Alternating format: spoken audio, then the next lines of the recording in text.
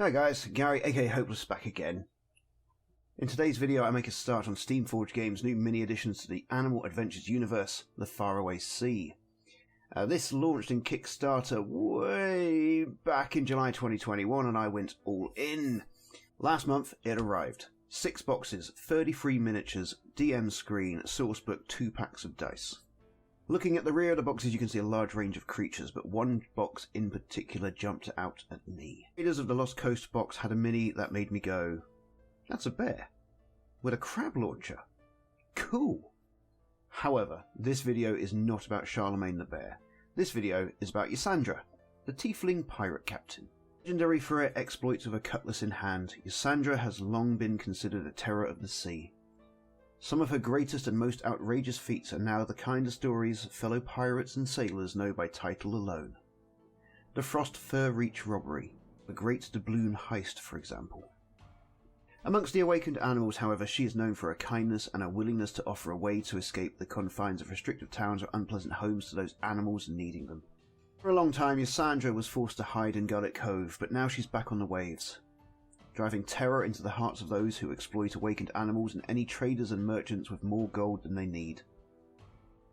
With her loyal crew at her side, Ysandre's constant circling of the Faraway Sea is writing another page into her storied life, and the island getaway is already approaching the status of myth. For all the escapades and general daring do, Ysandre seems somewhat distracted. She's looking for something, though she confines what it is only to her truest friend, Charlemagne, her first mate.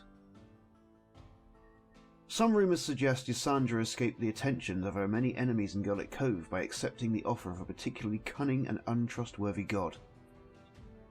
She hopes, it's said, to find the means of escaping the terms of that deal in the enigma that is the Faraway Sea.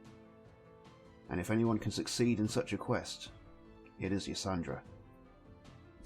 I read that from the Faraway Sea sourcebook and I knew I had to start with her. However, once I'd finished, I thought that her base needed a bit of work. She was a legendary pirate. She needed a base that was a bit more piratey. My next thought was maybe I should have tried to take her off the base before painting.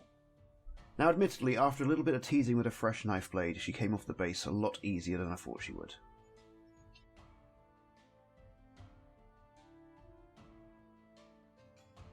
And by being your standard 40-year-old male with 2 kids, I do love a coffee. And like all good coffee addicts and mini modelers, I always grab a handful of coffee stirrers whenever I'm at a coffee shop. On this occasion, I did not need that many. I needed 1 coffee stirrer for this job. I marked off the size of the base and cut the stirrer into planks. I carefully stuck the strips to the base, and on some occasions, my fingers. I wasn't sure if I wanted to do this base as a dock or on a boat, so I left little gaps in between each plank, that way I could do something a bit later.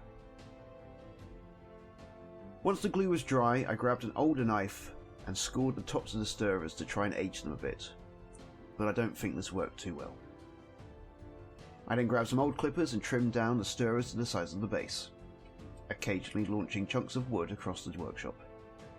After a bit of white paint and a coat of Wasteland Brown from the Vallejo Xpress colour range, I added super glue and grabbed my tub of Geek Gaming Scenic's Base Ready Desert.